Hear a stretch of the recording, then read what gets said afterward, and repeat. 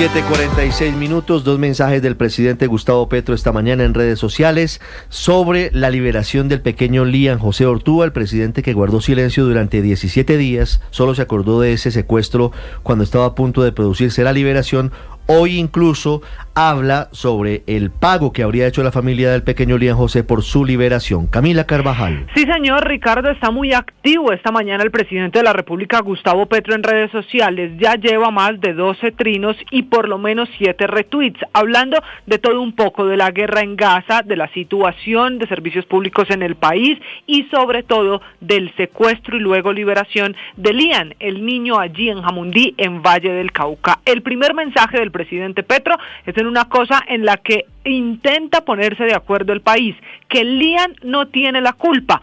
Dice el presidente, como niño debe ser respetado. Los secuestradores, posiblemente del Estado Mayor Conjunto, solo mostraron que están en la lógica típica de los narcotraficantes. Sin embargo, si hay algo que proteger, son los derechos del niño, que hoy está libre, sano y salvo. Y esta mañana el presidente Petro ha puesto un segundo trino sobre esta situación y esta historia que cada vez tiene más ingredientes en el Valle del Cauca. Jamás permitiría que muera un niño en fuego cruzado por las irresponsabilidades de mayores oscuros, dijo el presidente Petro, Ricardo. 7:48. Ese trino me deja dudas, Felipe, sobre lo que quiere decir el presidente en torno al pago del rescate por la liberación de un menor, de un secuestrado, en este caso. Él diciendo que él, digamos, entre líneas, señalando que prefiere eso a que lo maten. Yo me quedé en la época en la que el Gaula le decía, y creo que todavía le dice la gente del Gaula de la policía a las familias de los secuestrados: por favor, lo único que tienen que hacer es no pagar, no acceder a las peticiones de los secuestradores. 7:48. El personero de Cali es Gerardo Mendoza. Ha estado muy pendiente del caso del pequeño Lian José Ortúa. Personero, buenos días. Muy buenos días para los oyentes, para ustedes. Señor personero, gracias por atendernos. Esta historia ha tenido unos giros, lamentablemente, de sangre en las últimas horas. ¿Qué saben ustedes sobre el asesinato de Antonio Cuadros, familiar del padrastro del niño de Lian José? De Antonio Cuadros conozco el presente, lo refiero porque participé en diferentes actividades, coincidíamos en esa unión de esfuerzos para lograr la liberación de Lian. Lo vi, sabía que tenía cercanías con la familia, celebrábamos antier la liberación de Lian con regocijo, me llamó su madre con Lian, me lo puso. Me daban las gracias por la intervención que desde lo humano y lo misional hice en favor de sus derechos como niño, de sus derechos humanos. Y al día siguiente, o mejor dicho, para ser más preciso, horas después, se empieza a filtrar la información que hubo dinero en la entrega. Hubo dinero de por medio en la entrega. Esos supuestos me llamaron la atención. Cuando al día siguiente me informan que asesinaron al primo del padrastro de Lian, y que habían ocurrido recientemente los hechos, me dan la ubicación, me desplazo al sitio, encuentro a su mamá adolorida por la muerte de su hijo, me uno a ella, le doy las condolencias y solamente escucho entre los familiares que era precisamente el Oxiso quien había participado en la entrega del dinero. Eso es lo que mencionan sus familiares y pues lo anterior tiene que ser motivo de esclarecimiento por parte de las autoridades. También tengo conocimiento que ya la Fiscalía abrió una investigación para esclarecer los móviles que llevaron al homicidio de Antonio Cuadros. Toda esa situación pues simplemente empaña lo que fue la alegría de la liberación de Lian y clamo para que el niño se aleje de todo trauma. No podemos generarle más desde lo psicosocial al niño peores traumas que los que vivió en cautiverio mientras estuvo secuestrado. Todo ello me lleva a rechazar que los niños sigan siendo el objeto de las diferentes formas de violencia. Tenemos que alejar a los niños y marginarlos. Mi única bandera como personero de Cali, con mi equipo de trabajo, fue la liberación del niño y a fe que se logró. Conocí también que la Defensoría del Pueblo participó en el recibimiento del niño, desconoció la Defensoría del Pueblo, y así me lo firma el defensor regional, de una entrega de dinero. Me puso de presente cómo fue la entrega a través de una mesa campesina en zona alta del municipio de Jamundí, y un acto de paz, la Mesa Campesina hace entrega formal del niño a la Defensoría del Pueblo, pero lógicamente ninguno de los organismos que integramos el Ministerio Público estuvimos enterados que mediara un aspecto que fuera más allá de la entrega sin condicionamiento alguno del menor. Aquí hay muchos detalles en la historia y yo le agradezco su sinceridad y la forma en la que nos está contando abiertamente, doctor Gerardo Mendoza, lo que pasó con la liberación del pequeño Elian José.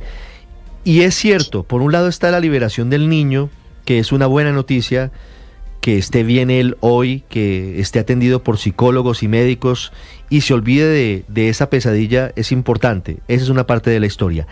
La otra parte de la historia es la que usted nos está relatando, que es el detrás de cámaras, si me permite, detrás de bambalinas, de la liberación del pequeño Elian José. Y usted nos cuenta que estuvo muy pendiente de la familia y muy cerca del proceso. Y al tiempo nos dice que Antonio Cuadros, primo del padrastro, estaba muy cerca de esas reuniones o de ese procedimiento. ¿Qué papel cumplía Antonio Cuadros? ¿Qué recuerda usted de él en esas reuniones cuando estaban intentando mediar para la liberación de Elian José? Asumía el liderazgo desde lo espiritual, en la Velatón. Allá estuvimos en una casa en un barrio popular de Cali, participando.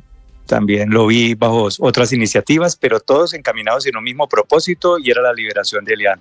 Desconozco otro tipo de facetas del señor Antonio Cuadros, desconozco que haya intervenido en la entrega del dinero, simplemente lo que he escuchado y son unos supuestos que las autoridades van a tener que esclarecer. Claro, pero sobre los hechos concretos, señor Personero, usted nos cuenta, ¿sí?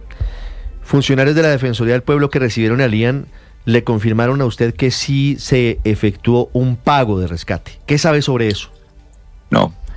He hablado con el Defensor Regional del Pueblo y ha sido enfático que la Defensoría del Pueblo participó sin conocimiento de entrega de dinero, sí. Sin conocimiento. Y eso tengo que resaltarlo, habida cuenta de que somos Ministerio Público. Sí, pero nadie en el proceso de liberación se enteró o se dio cuenta de que la familia estaba yendo al sitio a entregar dinero, por ejemplo, porque en la liberación estuvo presente, según nos decía ayer aquí la defensora Iris Marín, una prima de la familia. Lo que hemos venido a saber después es que aparentemente ella llevaba la segunda parte de la cuota del dinero para la liberación del pequeño Elian José. Sí, yo como personero de Cali solo tuve conocimiento que se estaba proponiendo un canje y me opuse. Rotundamente dije, no estoy de acuerdo con un canje. Si el grupo al margen de la ley reconoce que fue un error, que Elian no era el objetivo, ¿a título de qué condicionamientos? Pues que simplemente enmienden el error liberando a Elian. Y esa fue la exigencia que como personero de Cali tomé la bandera pidiendo la liberación de Elian. Desde ese momento no conocí más aspectos de fondo, hasta dije, no se puede perpetuar la criminalidad aceptando un canje, porque delito no se canjea por delito.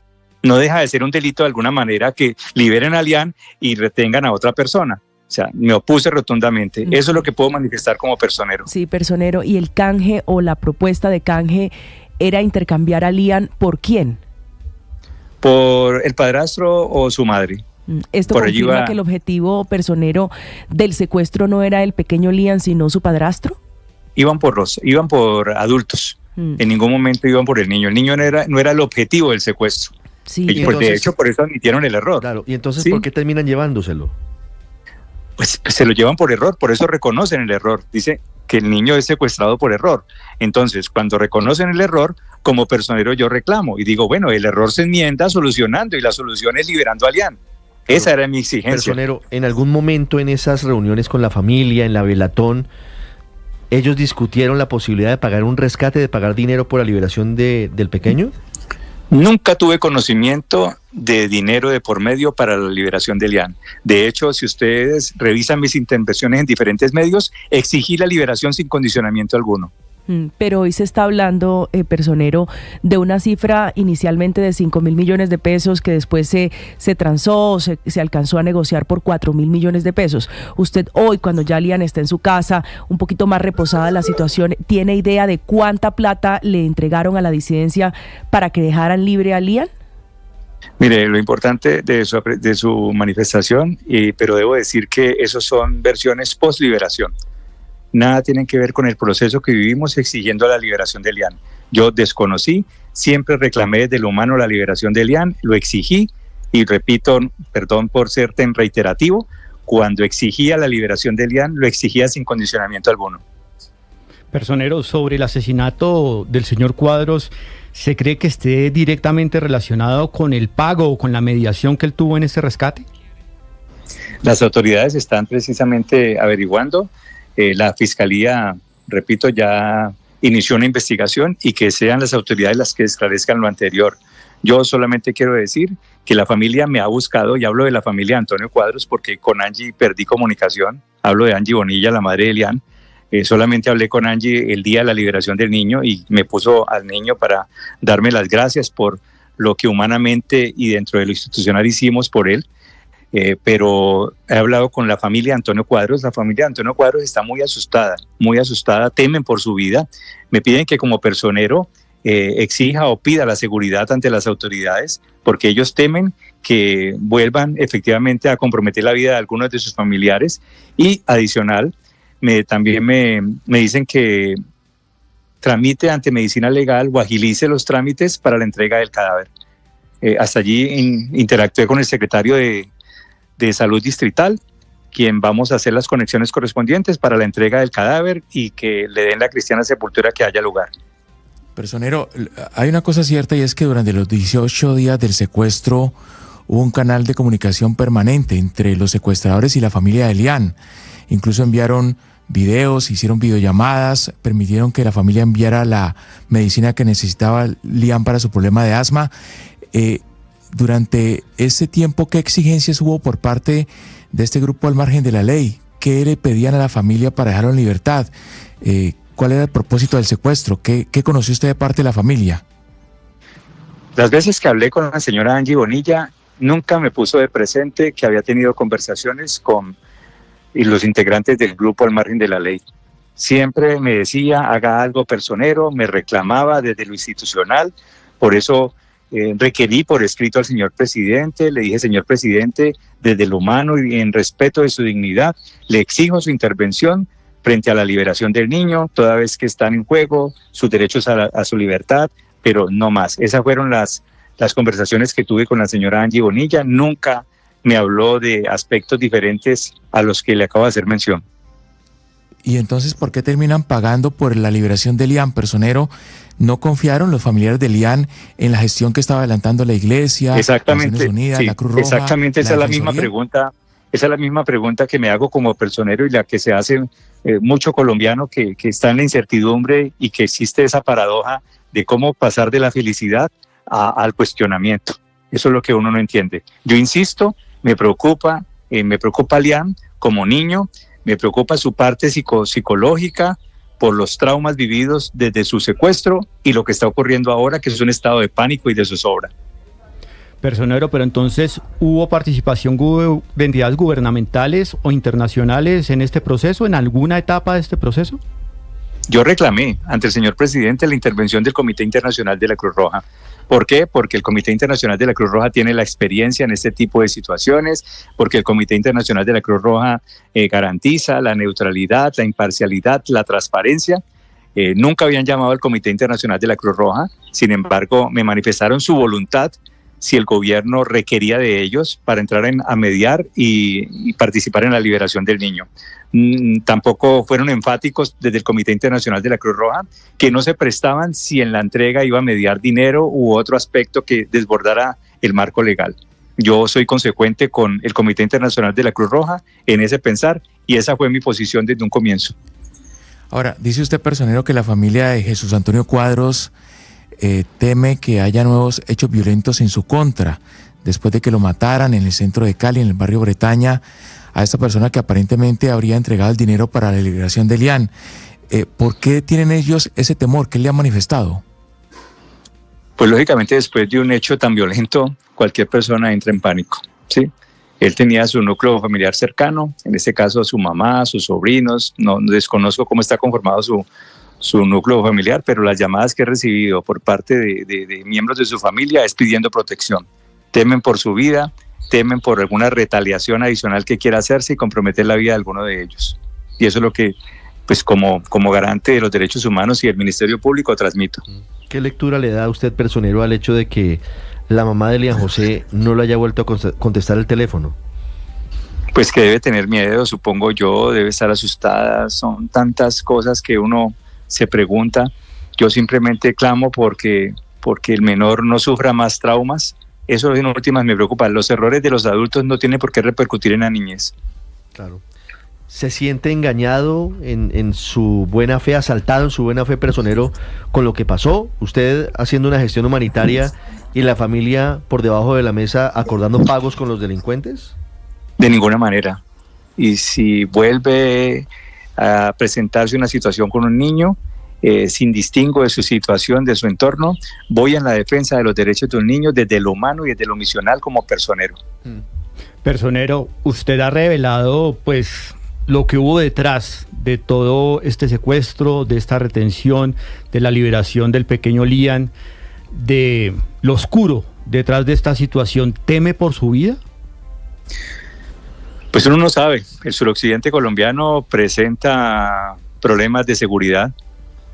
Los cultivos de droga están invadiendo nuestra geografía y hay que cuidarse, la verdad, hay que cuidarse. Yo he venido hablando de esta situación y espero que entiendan que mi intervención es solamente desde lo humano. Yo tengo un presente con esa familia, desconozco su historia, no he vivido su historia y enarbolé la bandera en defensa de un menor, en defensa de un niño y de sus derechos, como es Liam, que se encontraba secuestrado. Sí. ¿A usted lo han amenazado en las últimas horas, personero, por estos hechos? Tuve un acto de una aparente persecución, pero ya serán las autoridades quienes esclarezcan hecho. Pues todo es no lo puedo afirmar. Oscuro, complicado en torno a este caso. Señor personero, quiero hacerle una última pregunta sobre las informaciones que se han venido conociendo y la posibilidad de que detrás del secuestro de Liam y todo lo que ha venido conociéndose pudiera estar una disputa entre bandas de narcotraficantes. ¿Usted tiene información que pueda corroborar esa posibilidad? No tengo conocimiento de ello, la verdad no tengo conocimiento. Lo que puedo afirmar es que la situación de orden público en el suroccidente colombiano es compleja, el conflicto ha escalonado de una manera vertiginosa, están comprometidos nuestros niños desde el reclutamiento de menores, que ha sido una de las banderas de la personería de Cali, tomando la vocería de diferentes personeros que se encuentran amenazados en el suroccidente y especialmente en Cauca, quienes vienen aquí a Cali a activar la ruta de protección. Y simplemente quiero que el país centre su mirada en el suroccidente, porque no podemos permitir que el suroccidente colombiano se convierta en un segundo Catatumbo. ¿Y está rumbo a eso, personero? En su opinión, ¿el suroccidente podría convertirse en un segundo Catatumbo? Yo considero que sí. Mire, el combustible de la guerra es la ilegalidad, ¿sí? El narcotráfico, la minería ilegal, el contrabando, para citar solamente 3 aspectos.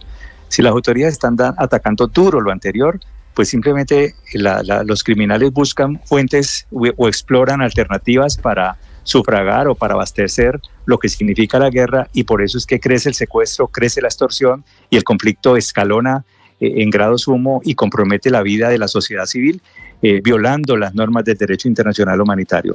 Ese es el llamado mío que le he venido haciendo al gobierno, al procurador, a la defensora del pueblo, que generemos unas alertas mediáticas y exploremos soluciones de cara a lo que el conflicto significa en esta región. 805 es el personero de Cali, Gerardo Mendoza, con nosotros hablando de la liberación del pequeño Liam José, noticia que nos llena de alegría, y a su vez de la turbia historia, de las dudas que hay, ya con homicidio de por medio, en torno a lo que había sobre el secuestro de este niño. Personero, muchas gracias y esperamos que el Estado le brinde toda la protección que usted necesita en estos momentos. Muchísimas gracias, muy amable y siempre a disposición de los medios de comunicación, quien de paso han cumplido un papel muy importante en este proceso de liberación de Liam. 86, gracias.